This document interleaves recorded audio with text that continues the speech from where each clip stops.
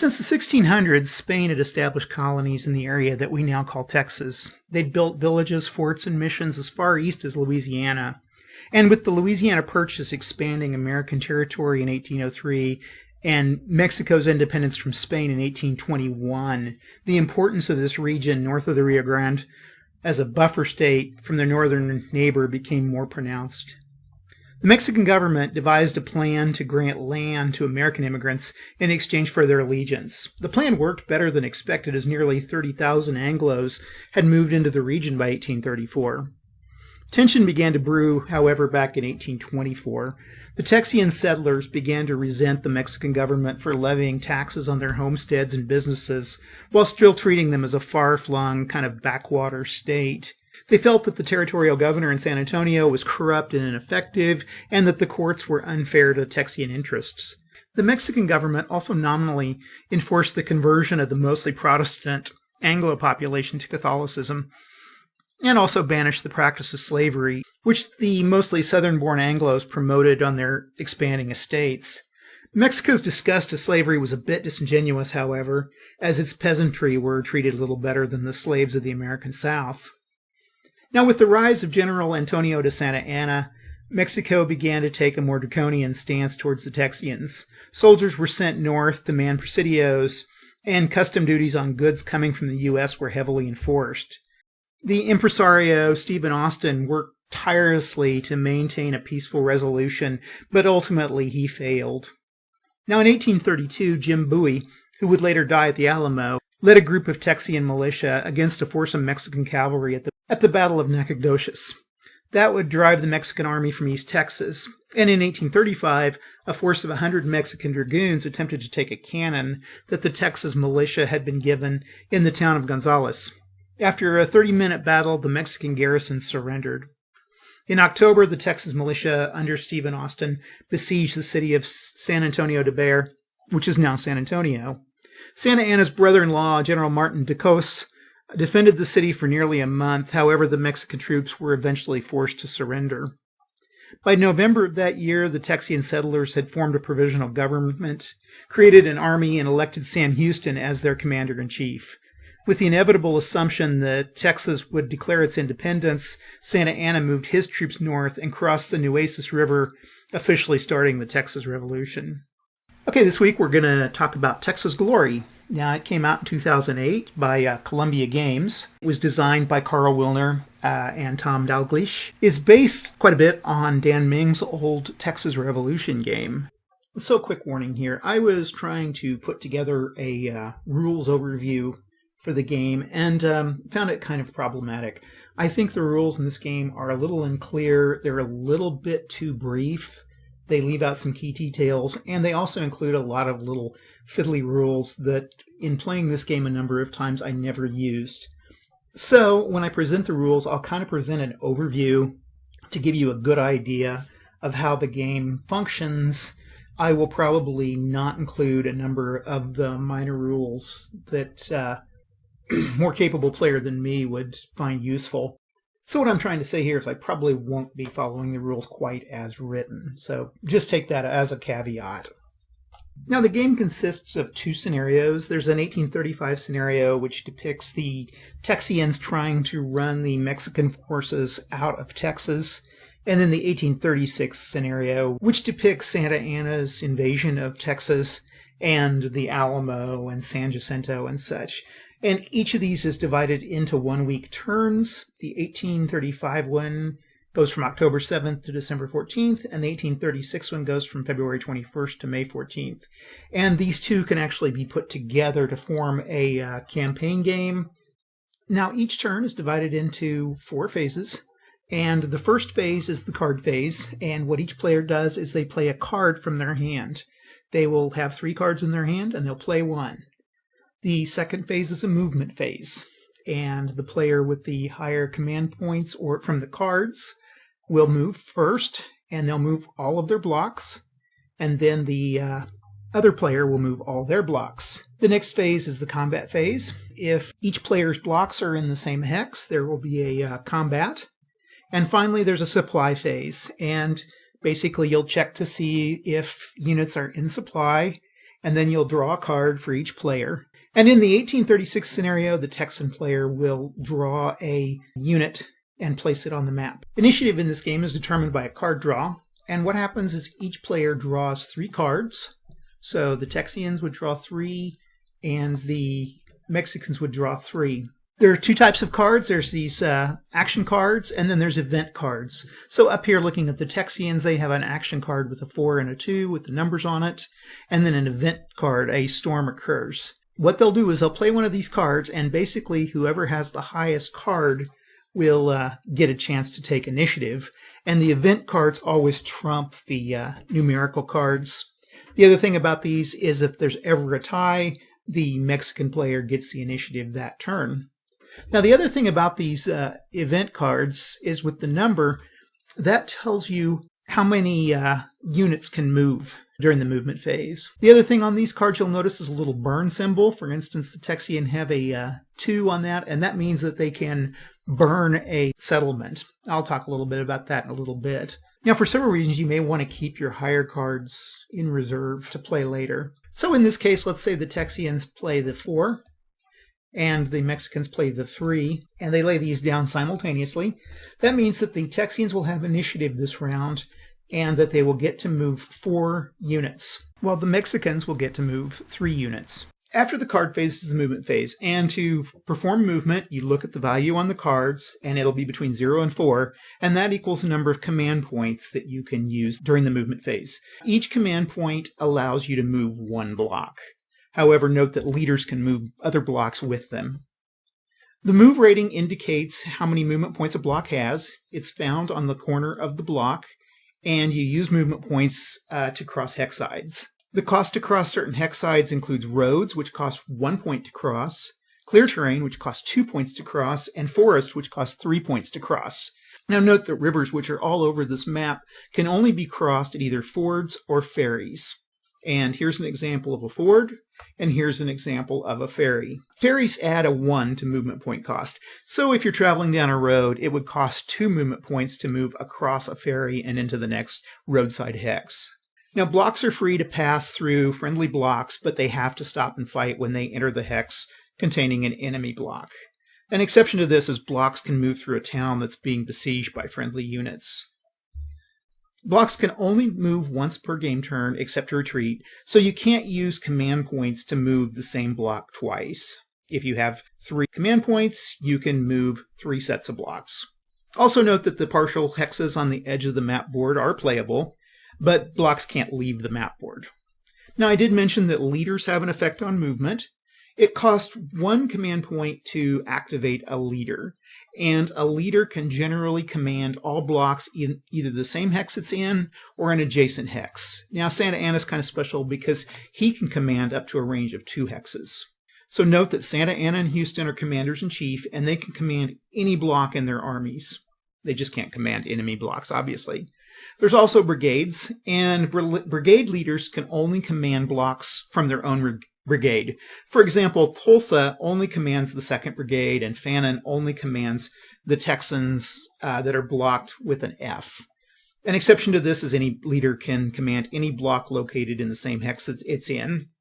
Also note that when the U.S. enters the war, 1 brigade is commanded by Gaines, and Houston cannot command the U.S. forces.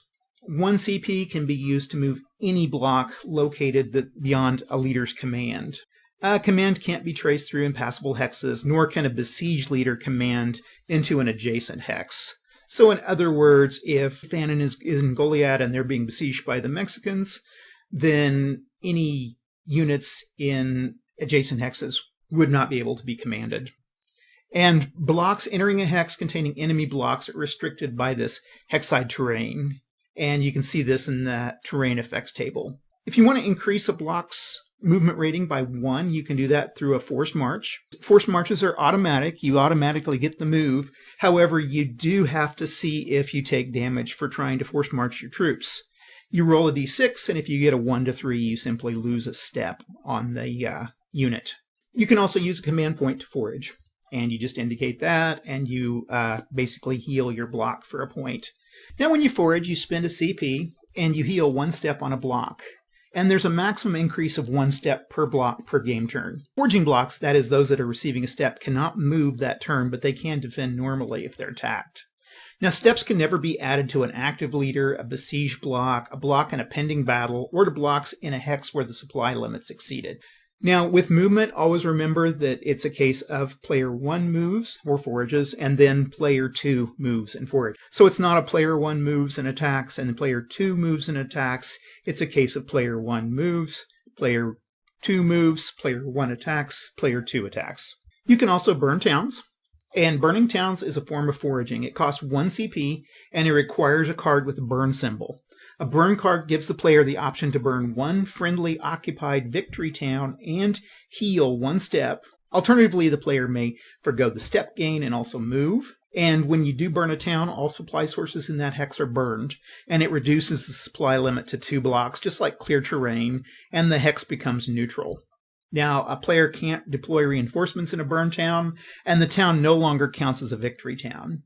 Also note that a burn town can't be used as a port, and you simply place an orange block on the burn town to indicate that it's gone. Now, there's 2 types of combat in the game. There's field combat and there's sieges. So let's talk about field combat first. Now, battles are fought after both players have moved, and player 1, the person that drew the high card, determines the sequence of battles. And you complete each battle before fighting the next. Now, each player in the battle has to decide whether they're going to fire, retreat, or pass. Now, if they fire, you sort each side's blocks by combat rating, so all A blocks fire before all B blocks, and then all C blocks. And I've kind of separated those out here. The higher combat rated block goes before a lower combat rated block. For instance, an A3 block would go before an A1 block. Defenders always go before attackers if there's a tie between the 2 blocks. The attacker has an A3 block and the defender has an A3 block. The defender's A3 block will go first. Each block in its combat turn rolls as many dice as its current strength. And the strength is determined by the little diamonds. And a hit is scored for each die roll that's equal to or lower than that block's combat rating. So let's take an example of a block that has 4 diamonds on it or a strength of 4. They would roll 4 dice, and let's say they were a B2, then that would mean that any rolls of 1 or 2 are hits. So let's say the dice rolls were a 1, 2, 4, and 5, then the block would score 2 hits. Now, enemy blocks can't be targeted individually. Each hit is applied to the strongest enemy block at that very instant. And when 2 or more blocks share the highest strength, the owner of those blocks chooses which to reduce. If a block loses its last step, then it's eliminated. After all blocks have taken 1 combat turn, round 1 has been fought, and you repeat the sequence for combat rounds 2 and 3 as necessary. Now, while battles are fought for up to 3 combat rounds, the attacker has to retreat during the 3rd round if there are defenders left in the field. That is, the attacking blocks cannot fire in round 3, but the defending blocks can. Player 2 has the option of placing blocks in reserve that can avoid that first round of combat, and such blocks can't fire, retreat, or take hits in combat round 1. However, you do bring them in round 2. This can even occur if all the other friendly blocks have been eliminated, they've retreated, or they've withdrawn. Now, note that if player 1 defeats all of the defender's units in round 1 and the defender deploys reserves, the attacker is now the defender for rounds 2 and 3. Now, if you decide to retreat, attacking blocks have to retreat through the hex side that they started the battle. Defending blocks can also retreat via any other hex side, so they can go anywhere they want, but they can't go through the hex side that the attacker came in through. And artillery blocks cannot retreat or withdraw from a battle. If they're reduced to 1, they surrender to the enemy, and then they can be used by the enemy to fight. And always remember in a retreat that the attacker has the free round to attack during that round, while the retreater the retreater cannot defend itself. Now, the other form of combat in the game is the siege, and sieges can occur in the Alamo and Goliad, as well as the cities that have the little star with the line around it. Unlike battle, sieges can last multiple game turns. So when first attacked, a defender has the option to withdraw up to 4 blocks into a fort or city before combat. Now, if all the blocks withdraw before combat, the attacker can choose to lay siege to that fort or city. If there are blocks left outside the fort or city, then you have to play it out as a regular field combat. And a siege can't start until all blocks have been eliminated that are out in the field. They've either moved into the city or they're gone. Blocks defending a fort and all blocks in a city siege have double defense. 2 hits are required to lose 1 step, and each hit is basically a half hit, and the next half hit has to be taken on that same block. A half hit lasts from round to round, but it's recovered after the combat phase is over. During a siege, the besieging player can choose to either pass, they can cannonade, or they can storm the fortress. Then, if the besieger chooses to pass, the besieged player can then either pass, they can cannonade, or they can sally out and attack the besieger. And a besieger can always withdraw without a counterattack from the besieged. So a cannonade is a simultaneously exchange of artillery fire with no other combat that turn. Very simple. Instead of storming or sallying, players that cannonade fire all at once. So basically any leader block or artillery block fires, and then you distribute the hits. And these happen simultaneously.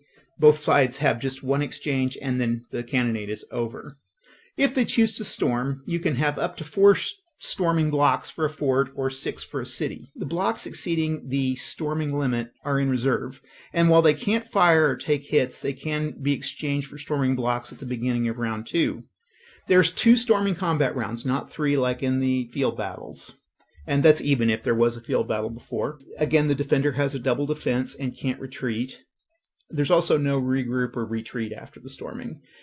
And cavalry can either storm or defend at a rating of C1. They lose a lot of the advantages that they would have in normal battles. Now, if the units in a besieged city or fort decide to sally forth and fight, they can do that. They can either do this to break the siege or assist some relief that might be coming in. They're able to attack, but they do lose their double defense. And besieging blocks have a double defense against any blocks that are sallying out. Sallying blocks cannot retreat, but they can withdraw back into the fort or city during a normal combat round. A besieged player can attempt to relieve a siege by attacking into the town with external forces, and a normal battle is fought with the besieger on defense and the relief force on offense. And the besieger can retreat normally. Relief forces can't withdraw into the fort city. The final phase is the supply phase, and it's divided into 3 parts. There's a supply attrition, where you remove points for out-of-supply units. There's a reinforcement phase where you bring in reinforcements, and then each player draws a card. So for supply attrition, all hexes can supply 2 blocks in that hex. Settled hexes can supply more. For instance, cities can supply up to 6 blocks, towns 5, forts 4, camps 3. And also holding blocks have a supply limit of 8. So if the city's being besieged, the besieger can have 3 blocks supplied if it's a city and 2 if it's a fort, while the besieged is left with a supply limit of 1. If the hex is not able to supply a block, then you roll a dice. If you roll a 1 to 3, then the block loses a step. If you roll a 4 to 6, there's no effect. So basically what happens is, let's say you're in a clear terrain here. Since clear terrain can supply 2 blocks, let's say we have 3 blocks in that. So basically block 1 and block 2 are in supply, block 3 is out of supply, and then you would roll the die 6. If you rolled a 2, you would lose a step on the 3rd block. Mexican units have assigned reinforcements that come in during several phases of each scenario. The Texans are a little different. They have some blocks that are in a pile face down, which is a draw pool, and they draw 1 block for during each supply phase and deploy it at full strength. And they can deploy that in a friendly victory town. So U.S. Army blocks are a little different. Basically what you have to do is place them in the Fort Jessup box, and only after all 3 blocks are drawn can they enter play. And at that point they can fight and move normally. Okay, that's a kind of a basic overview of the rules. Let's go ahead and run a playthrough. If you're following along on Vassal, I'll go ahead and wait for you to get it set up. Let's all go to the lobby. Let's all... Okay, so we're going to start with the card turn 1. And the card phase, we're going to draw cards, 3 cards for both sides. The Texians get 3, 4, and a event. The Mexicans will get a 0 event and 2 2s. Now, the Mexican player wants to try to hit the Texians as hard as they can initially. That's kind of key. We don't have that great at cards here, so I think as a Mexican player, I'm going to go ahead and play Storm. I guess I need to put this back, and that will And then the Texians, I'm going to say they're going to play the 3. I think I'd play that probably to start with, because they don't know that the Mexicans are playing the Storm until you flip both cards. So that pretty much gets the whole game turn canceled. So nobody moves. We have some supply attrition, but everybody's in supply. We move our little counter to the next one. The Texian player gets to draw a piece. They get a militia unit. And I'm going to play the militia. Let's see. You can have up to 4. So I'm going to play it in right here. Okay. We go to turn 2. Mexican player brings in these guys. I think they go in Presidio Rio Grande. And we play our cards. Card phase. Okay. Texians draw 2, and the Mexicans draw 3. So the Mexicans are going to play the 3. We're going to say the Texians play a 2. We're going to say a 2 is played. So Mexicans get to go first, and they can move 3 stacks of units here since everybody's with a leader. So our 3 are going to be here.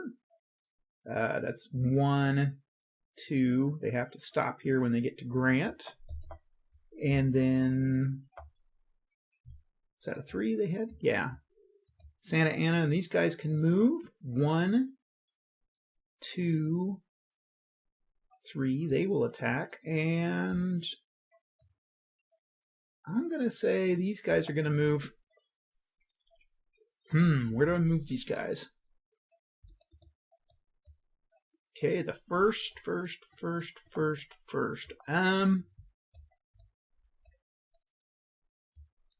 going to move these guys up to San Antonio. And they're going to back up the Alamo attacks. Okay, Texians can move. Are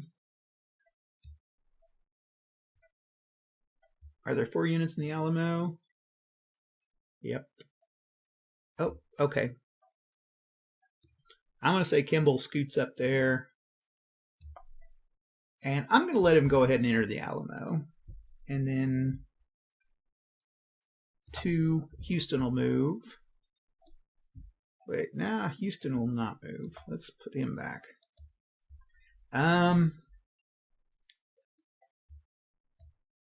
We'll move Ward up here into Goliad. Okay, so that's the movement phase. We go to combat. We'll start down here in San Patricio. And you divide everybody up by their type. So A's go here. B's go here. C's go here. Okay, then you divide them by high to low. So A3, A2, A1, B2, C1. Okay. Urea, let's see, gets to go. Oh, nope, A1. There we go. Cuautla goes first, and rolls 3 dice and needs to get a 3 or lower. So a 2, 6, and 4 rolls 1. So Grant takes a hit. And then Garza goes 2 dice. Gets a 2 and a 2. So that's enough to kill off Grant. Okay.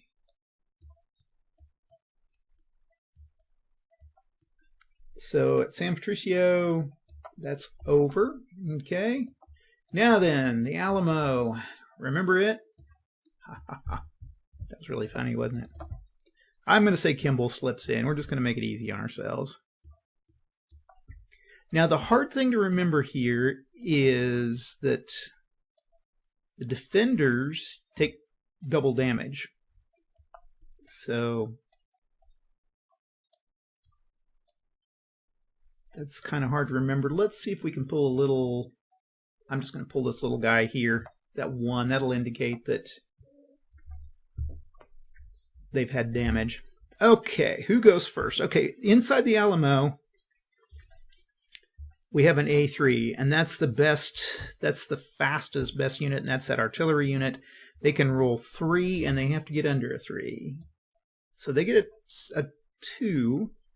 Okay, we go to the highest rated one, and that is going to be this guy here.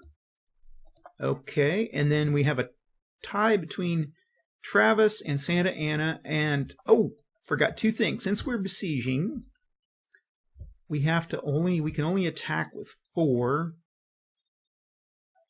Up inside we could only have 4. So I messed this up. And actually these guys only are C1s because they are cavalry units. So I'm going to move this militia back out. We're going to just say that he didn't do that, his move, and we'll move Houston up there. We'll go with that one again. Okay. So in reality here, we can only have 4 in, and cavalry only count as C1, so they're going to be stuck there. Here we can only have 4 attacking, and so I'm going to pull Dolores. He's cavalry, and he would be a C1, so we're not going to have him attack, and then we're going to take Matamoros off. So we'll just fight it out this way. Okay, Santa Ana goes. Now we're back to following the rules. 5 and 6, so misses. Okay, B3, Sesma goes. Gets a 1 and a 2, so that's 2 hits. Now, since this is a defender inside the Alamo, in a besieged situation, 2 hits will be 1 loss. So, there we go. Okay, and then we've got Bowie and Crockett. They're a C4. 2 dice. Get a 2 and a 5, so they hit for 1. And, oh, I forgot Kimball being a B2. A 5, so that's under. Okay, now then we can move. Jimenez needs under a 3. 3 dice. 6, 2, and 1. So, again, 2 hits means a 1 loss for the besieged. And then finally, this guy right here. 2 dice, a 2 and a 3. So that's 1 hit. Now, if there was more to be attacked, it would we could maybe take some damage, but since it's the end of the... No, it's into the combat. That's right. It's not the end of the turn. It's into the combat. So, yeah, they're going to have 1 hit against this guy. Okay, or half a hit. I guess it's half a hit. Okay, this is the second round of combat. And the artillery is going to go. They can roll 2. They have to get under a 3. Misses. Okay, Travis and Santa Ana are both A2s. However, the defender gets to go first. So Travis goes with 1 dice, gets a 6 and misses. Santa Ana goes with 2 dice, 6 and 6 and misses. Okay. Sesma with a B3 goes. 3 dice, a 3, a 6, and a 4. So that's 1 hit. That reduces the Alamo's artillery to 1. Okay. Crockett and Bowie. 1 dice and a 5. So that's a miss. Okay. And then Jimenez with 3 dice, a 3, a 5, and a 3. That's 2 hits. You can't eliminate the artillery. So we're going to have to take out Kimball. And then this guy goes here, 2 dice, a 4, and a 6 is a miss. Okay, that was round 2. Okay, so at this point, the Battle of the Alamo is over for the day, or the week, and the attackers have to retreat back across the river. Okay. That is the end of the turn, except for the supply phase. So we get to figure out supply. He's in a city, and cities have a supply of, let's check our thing here. Cities have a supply of 8.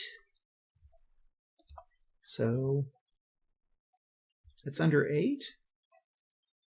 He has a supply of, oh, no, he stays besieged. Okay. Besieges carry over. They don't have to retreat. So the besieger has 1. They have a supply of 1. So Travis will take that one.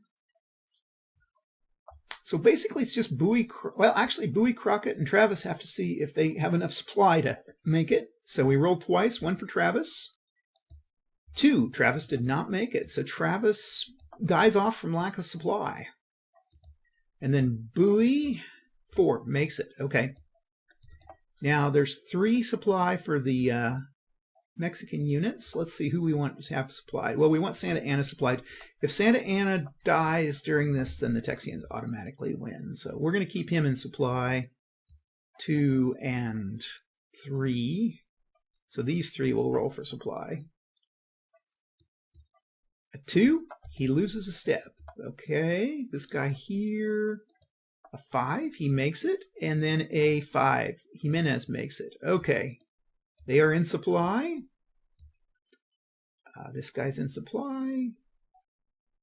These guys are in supply. Oh, okay, yeah, those guys were, but I think down here, are they in a city?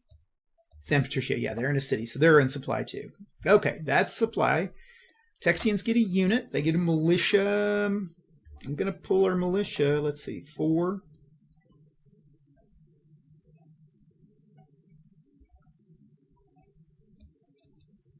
I'll move them here.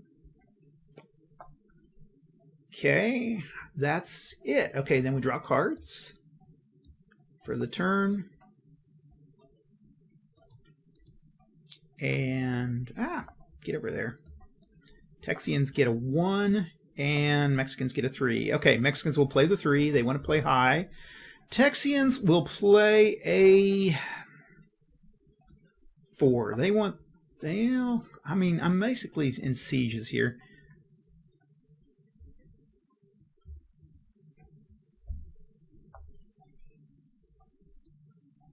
I'll play the 1.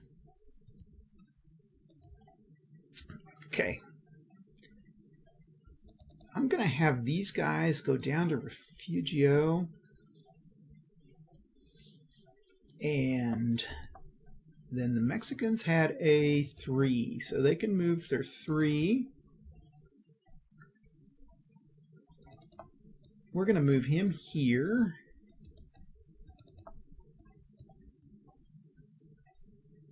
We'll move him in here.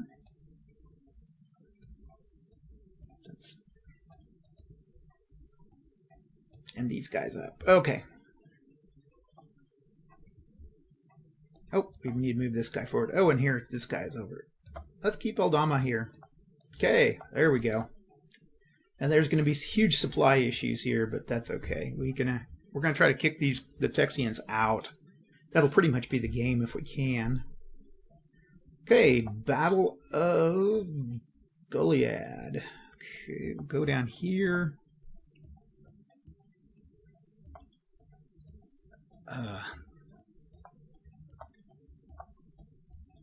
Okay, there's 4 units in Goliad, and there are 4 units outside. Okay, this is a C1. These guys are both C1 since they're cavalry. A1 and C1. So we've got a bunch of C1s.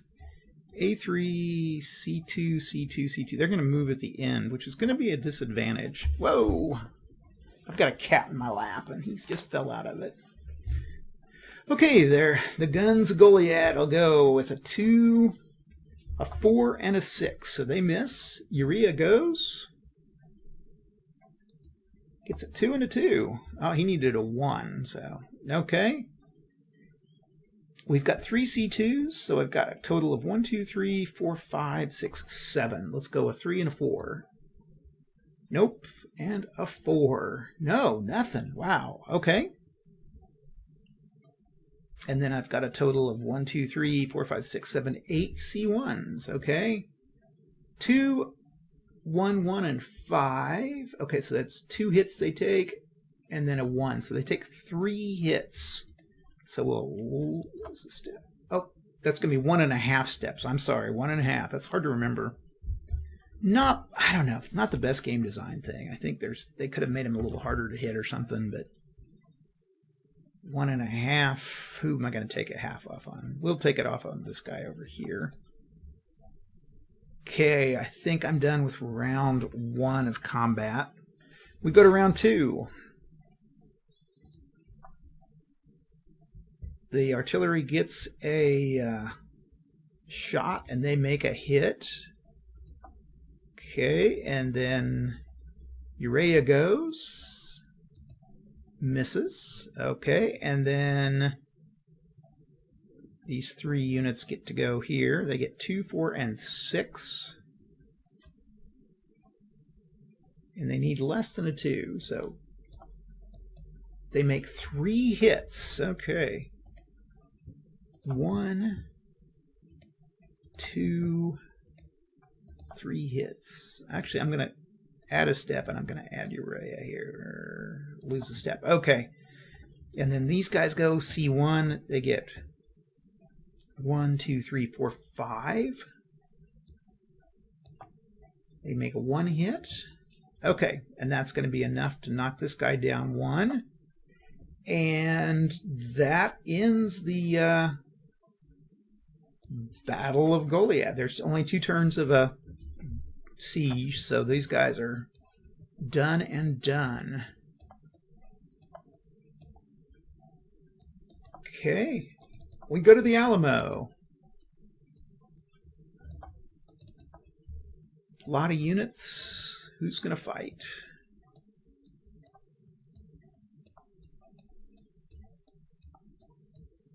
Okay, we want our...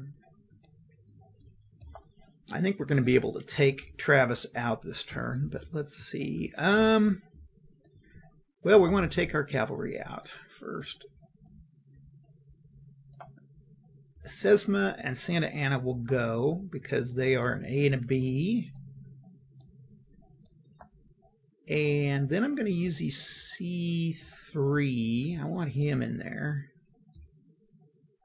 I got 1 more unit I can put in there. Oh, the Zapadores. Let's go with those guys. Okay, then the rest of these guys are just going to sit on their hands here. Okay, the artillery get to go with 1. They need less than a 3, and they get a 5. Okay, Santa Ana goes with a 2. Misses. Sesma again gets to go with 3 dice. A 1, 2, and 5. Okay, that's going to be enough to take it out. Is that 2? Yeah, 2. So that's kills off Travis. And at that point, I guess there's still a gun in there firing, so they're still there. Okay. And then the Jimenez with 3 dice gets 1 hit, or a half a hit. And then Zapadores with 2 dice misses. Okay. Artillery unit gets to go. They're down to their 1. Who are they going to hit? Let's see. They do hit somebody. So Jimenez will lose a step. Santa Ana goes a 2 and 3. Okay, that's it. So the Alamo's artillery is taken out, and the Mexicans claim that artillery. And that is the turn. Okay, then we got to figure out. Again, we got a lot of guys crowded in here. Probably not a good move, but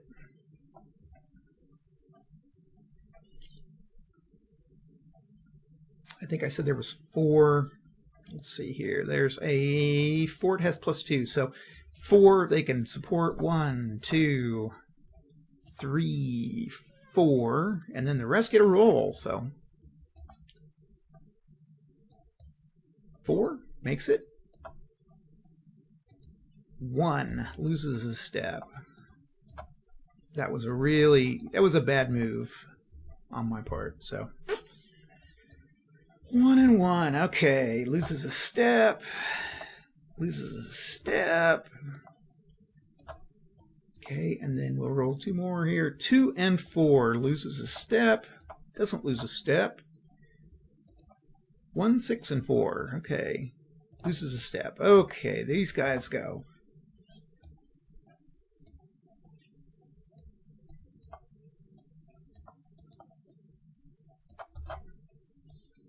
This game just really, also it's just not really a good game for a vassal module. Just doesn't, I mean the module creator's done a really nice job, but the game itself just doesn't work that well. Okay, that's the end of the turn. We've done supply. Oh, we've got to go these guys. 1, 2, 3, 4, and then there's one down here. I didn't roll for supply for these guys, so we've got to roll for 3 supplies. 4, 2, and 1. So loose step, we'll say a 4, 2, and 1 and the kill. Okay.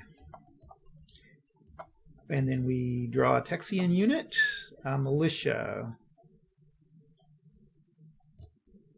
Militia there, and we draw for cards. Texians get a 4, Mexicans get a duelo, which means that battle has to be fought to the end. It's not really going to matter because the Mexicans have hit hard enough. So the Mexicans now have the Alamo. They've basically got this west road under control. It's going to be up to the Texians to try to figure something out. They're going to have to get enough units together to fight back. They're going to play the 2. Going to try to keep some cards back. The Mexicans are going to use the 2. The Texians will use a 4.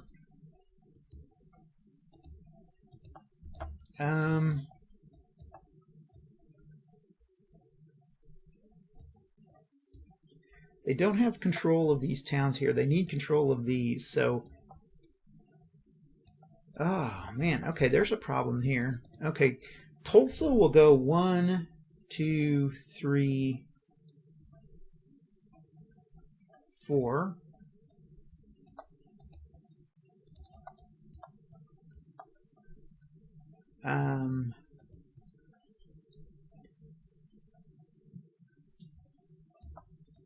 And these guys will go into there.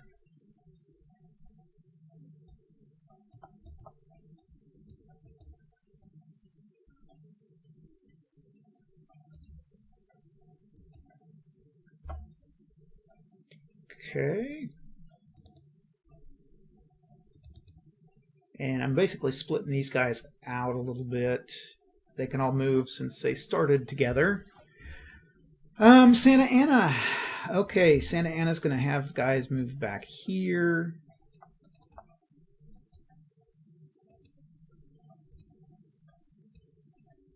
And here.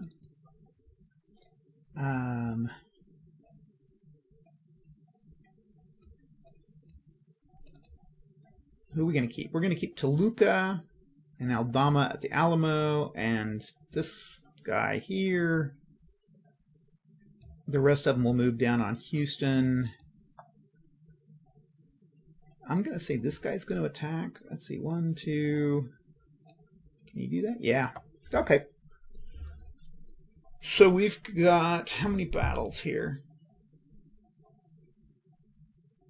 Oh, this guy. I didn't want to move him. Let's just say he's going to stay there. These 2 will stay here. Okay, that's it. I've kind of moved everybody around a little bit. So the Alamo's been taken. We're fighting over here against Sam Houston at the Battle of Gonzales. And Goliad is still a fight. Okay. Let's go ahead and figure out Goliad. C1s. And...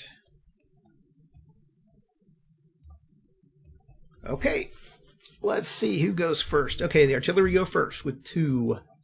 A 1 and a 2. Ouch. Okay. Loose step. Loose step. Okay, Urea goes. A 1. He makes a hit. Okay, that's going to loose step. Oh, no. We have to lose 2. Okay, and then Fannin and Wallace get to go, so that's going to be a total of 3 under 2. So 3, 3, and 2. Okay, they get a hit.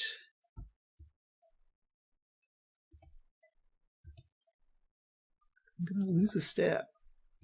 So that kills him off. Okay, and then these are both C1s. And they miss. Okay, second round of attacks.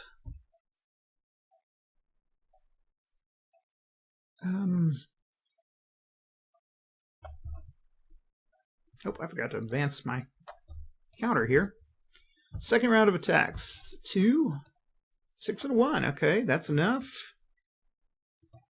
And Urea goes. Gets a 6. These two go for 3 points. That's enough to hit him. Let's see. We may have a chance. Okay. And the Yucatan guys will go. They need a 1. Nope, they don't make it. So basically, this doesn't count for anything. And Goliad remains in Mexican hands. Okay. Here, a little dust up. Horton goes first, and let's just put these guys over here. Horton's got 2 B2s, so 2 points, rolls, and gets a 2. Okay, that's enough for this guy. And then the Mexicans go with C1. They've got 3. 2, 4, and 2. Nothing. Okay. Horton, let's go to the second round of combat. And I forget who the attacker was here. It was the Texians. Okay. The Texians go with 2 B2s. Misses. Okay. Mexicans go with a 3 C1s. So 3 dice. 2, 2, 3. Nothing. Okay. Now the Texians have to... This is the third turn, and the Texians have to retreat. But the Mexicans get a free shot. Nothing. Okay. So that's it for that little battle. And then the biggest one over at Gonzales. Let's pull that one out. Oh, I forgot to leave those guys here.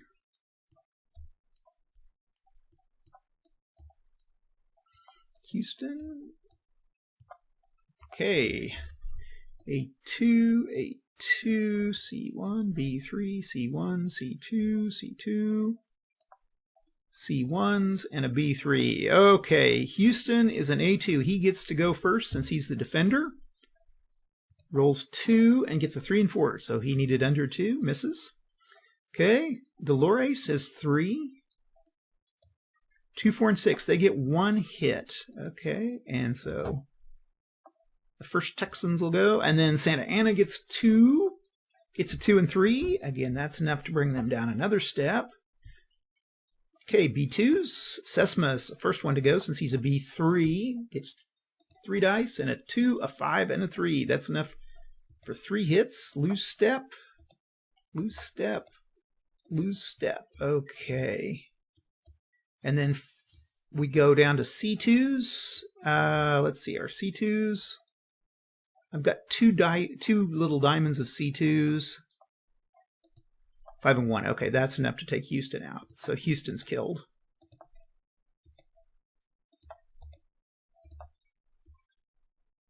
And let's do our supply while we got everybody out here. Gonzales is a city, so it's able to supply, let's see, cities supply 6. I'm sorry, 6. 1, 2, 3, 4, 5, 6. We'll just roll for one guy here, and he gets a 2, so he loses a step. Okay, everybody else, I think, has enough to, yeah. The besieged, however, can only have 1. I'm going to say Fannin is the only guy they've got, so 3 and 5. Okay, I'm going to say the artillery loses a step.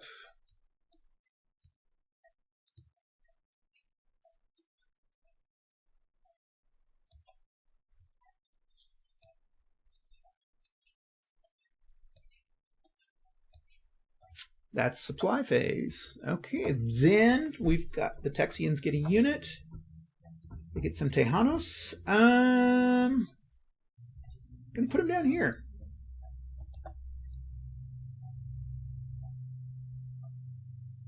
And we draw some cards. And move our turn marker. March 21st. Okay. How are we going to play this? Let's see. Texians.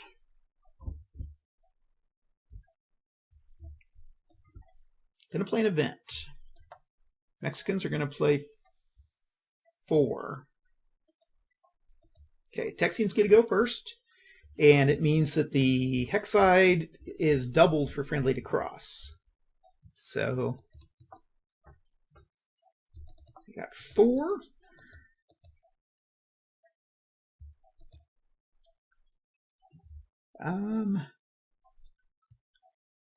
1, 2,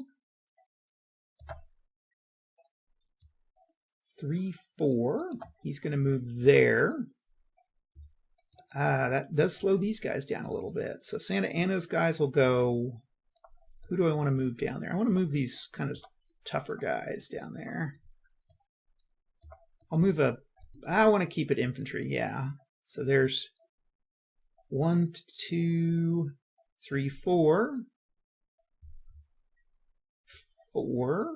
Oh, I want to keep these in supply. Yeah. Okay.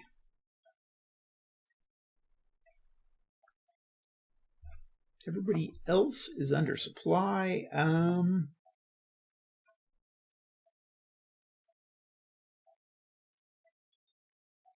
He's got 4 in here. I'll keep these guys. Where is he in Victoria? We're going to move back to Victoria. That's what I'll do. Move back to Victoria. Okay, that is the round. Texians will get a Millard Fillmore. He's going to go back here.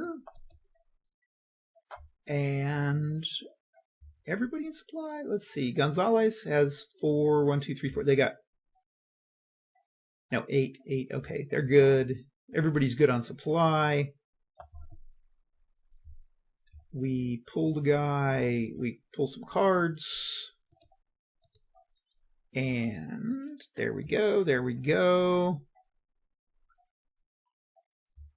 Let's see. Who's going to play? Texians will play a 3. Mexicans will play a...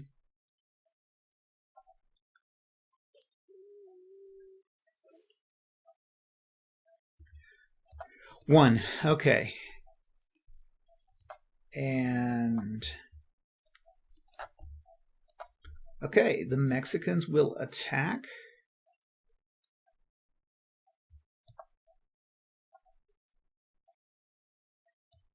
Here.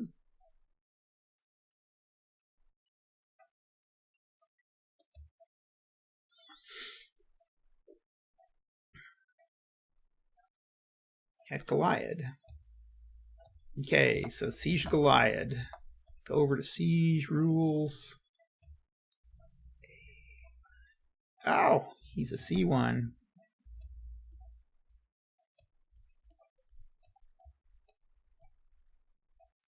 Okay. So they just have some C1s, a lot of C1s. Okay, first of all, the artillery gets to go with a 1. They get a 2, so they are... Bring these guys down a step. Fannin gets to go. Rolls a 1 and a 6. Knocks him down a step. And then Wallace gets to go. Misses. The Tejanos get to go. Seguins. 4 misses. Okay, and then I've got 1, 2, 3, 4, 5, 6, 7, 8 C1s. 1, 2, nothing. Okay. Second round of combat. A 3, 1, and a 4. Misses. Fannin goes with a 2. Oh, 2 and 2. Loose step. Loose step. Okay. Wallace goes. Nope. Tejanos go. Nope. Okay. 2, 4, 6. They do a hit. We'll go against Fannin. Okay. And we keep going because there's no retreat. 3, nothing. Oh, 3, yeah. Okay. 2, 6, and a 1. Okay. Lose a step. 1. Oh, 1. Nope. Okay. And then 4. Nothing. Okay. 1 less than a 3. Yep, loses a step. 2. Nothing. 2. Oh, loses a step. And a 1. Okay, nothing. Okay, 2. Nothing. Okay. 2 loses a step. Fannin goes 2, 6, 4, nothing. A 1, nothing. A C, nothing. And a 1, yes, okay. Loses a step. Okay, this is interesting. And then the artillery go. 2, that's it. Okay. Goliath holds firm. And that was it, I think, yeah. Oh, let's see. Did I move? I moved that 1. 1, 2, 3, 4. We'll move him up. Okay. We check for supply. I think everybody's in supply except, oh, well.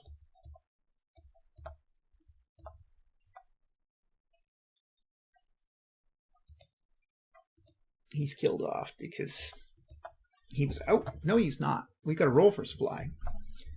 1d6. Okay, he makes it. Okay, he made it. So these guys are besieged.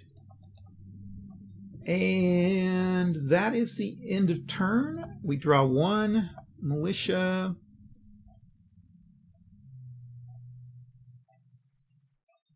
Where are we going to play this guy? 4. We're going to play Goliath. We're just going to try to hold Goliath against these guys. Okay. Next turn, cards.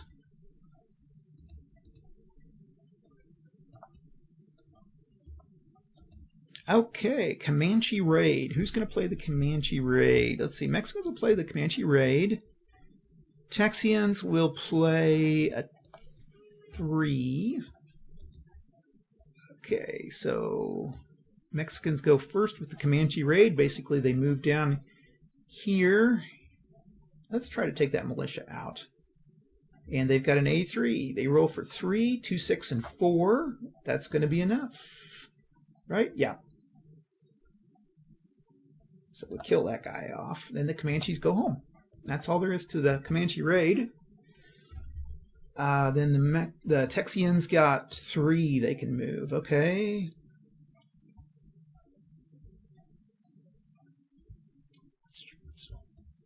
One, 2, 3. Okay. Mexicans will go into Tampico. Oh, they can't. They can't do anything. Okay. That was 1. 1, 2, 1, 2, 3, 4. 3. That's all the further they can go. And that is the turn. Mexicans will get another unit. I'm going to play some... Is that a town? San Patricio? Yeah, that's a town. So, and we advance that one, and we draw for cards. 2 and a 1. Okay.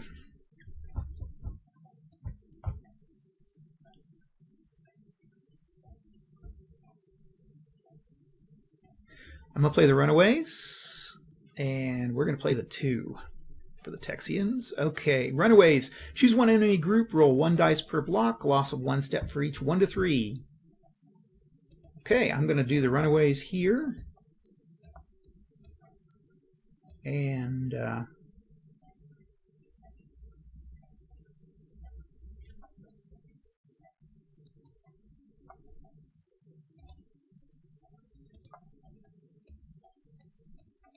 then the Mexicans will, or the Texians will go 1, 1, 2, 3. Okay, we're going to go down here and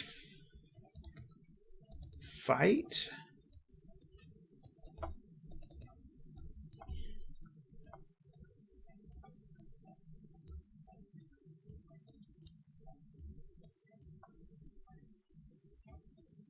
Okay, the C's, C3, C2, B2, B2. Okay.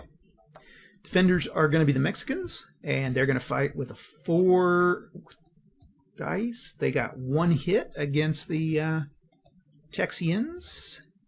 A B2, again, they get 3 dice.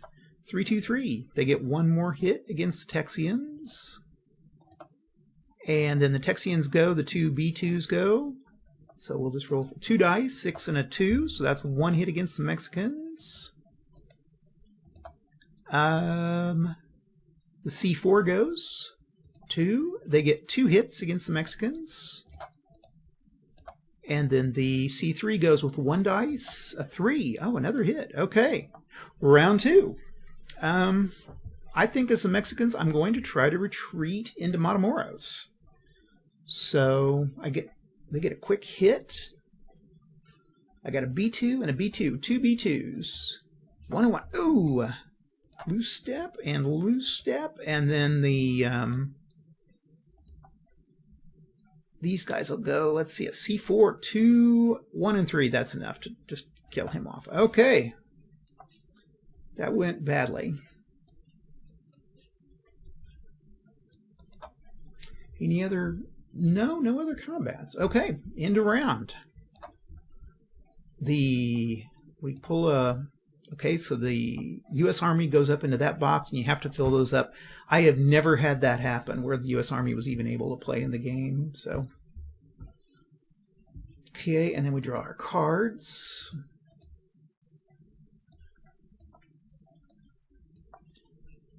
Mexican player is going to play for 2. I need to play and 2 for the Texians. So it's tied up.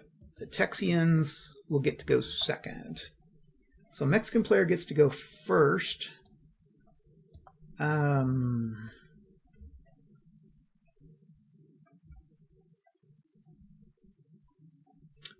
2, 1, 2. We're going to move those guys into place. 1, 2, 3. Up this 1 unit. They don't have a...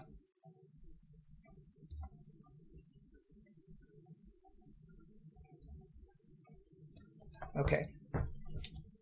Yeah, I can only move since they're not with a leader. But we do have another fight at the Goliad. Let's see what we got here.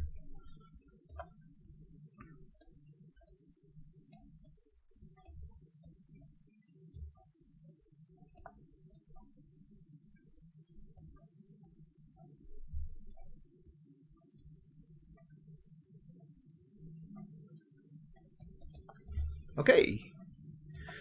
So we've got 4 that can attack. 1, 2, 3, 4. We'll move these guys out. And 4 in. Okay, so Santa Anna's going to go with his A2. And he rolls 2 dice and gets a 5 and 5 and misses. I should have done the artillery from inside the go first, but that's okay. A 1. Okay, that is a hit. And then... Okay, Senna goes 2 and 2 and 2. That's 2 hits, so that's 1 point lost. That's 2 half hits. And then we've got all these C1s. Okay, Defender's going to go, there's a C1, a C1, and a C1.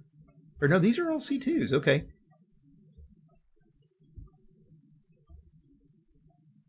So 3 C2s. 3, 6, 2, and 2. Lose a step, and then we've got 2 C2s over here, and so they're going to lose a half step. And just see who has. Let's go with him. This militia. Okay, the second round of combat. Goliath goes first. Artillery goes first. 5 misses. Okay, Santa Anna goes. 2 and 5, that's enough to reduce this guy to a killed status. Sesma goes. A 6 misses. Wallace and Fannin will both go. That's 2 die. Misses. And then these 2 units will go. 5 and 6, they miss. Okay. So that's the end of that. Let's see.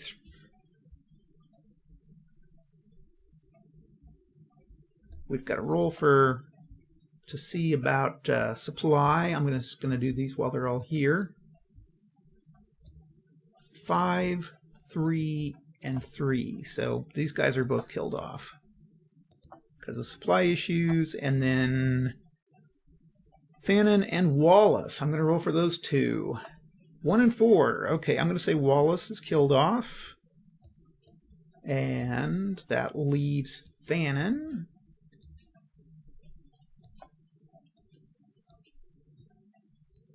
And, okay, that was the supply. Gains was gained. And we move this one more. And we do our cards. Let's see if we can play our cards right. Here we go. Here we go. Okay. Now the cards all got fouled up.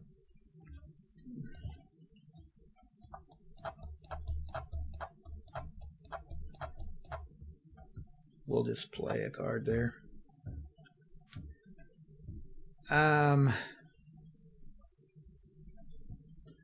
Mexicans will go with 4. Or that's the Texians, I guess. The Texians will go with 4. Mexicans will go with the 2. That's the best they got. Okay. So with 4,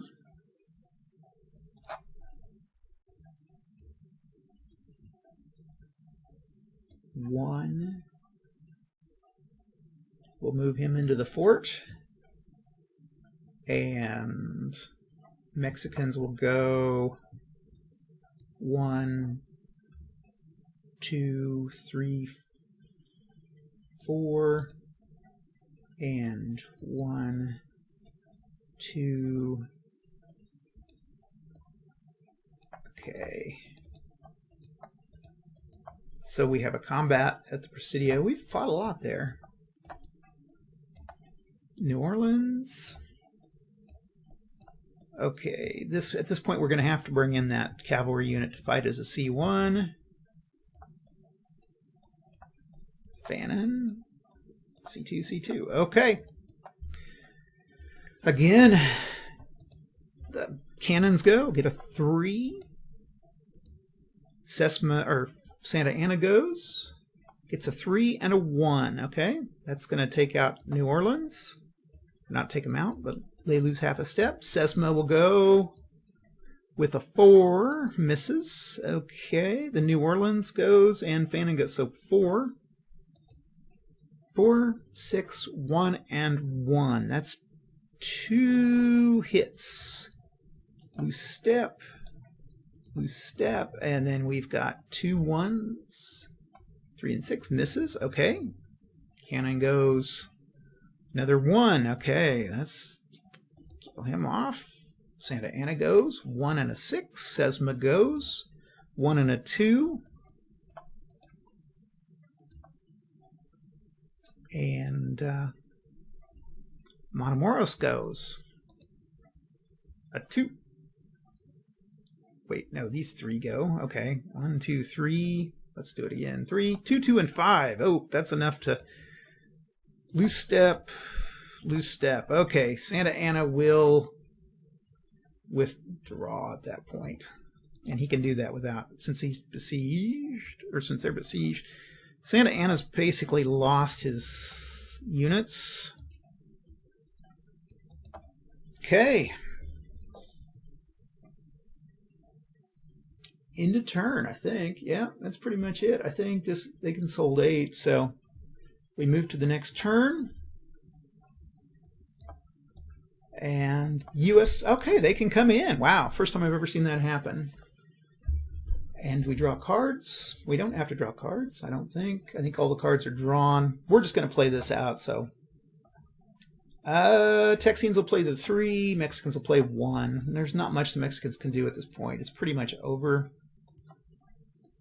So Gaines's boys will come down. Let's see here. 1, 2, 3, Okay. I'm going to stay put here. I'm going to leave here and try to take this guy out. B2, C4, C3. We'll leave B2 here.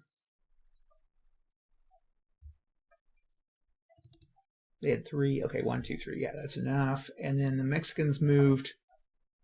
What did the Mexicans have? Mexicans had 1. Okay.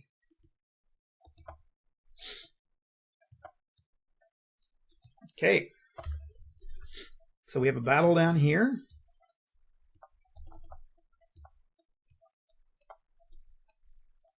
And Mexicans have a C3 and a C4. They got a C3, a C4, and a B2. Okay, militia goes first. 1 gets a 4, nothing. Okay, and then the Mexicans go since they're defending. C4, the Zapadores go. They got 2 hits. Loose step and loose step. Okay. Okay, and then C4, the Millard will go with 1 die. Gets a 2. That's going to be a hit. And then Jimenez will go with 1 die. 3. Okay, that's a hit. Okay. Then Millard will go 2. A hit. Zapadores will go 4. That's a hit and kills him off. Okay. Into that battle.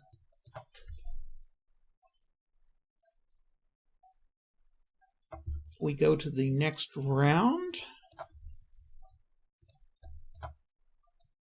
And I'm going to move him in here to Nashville.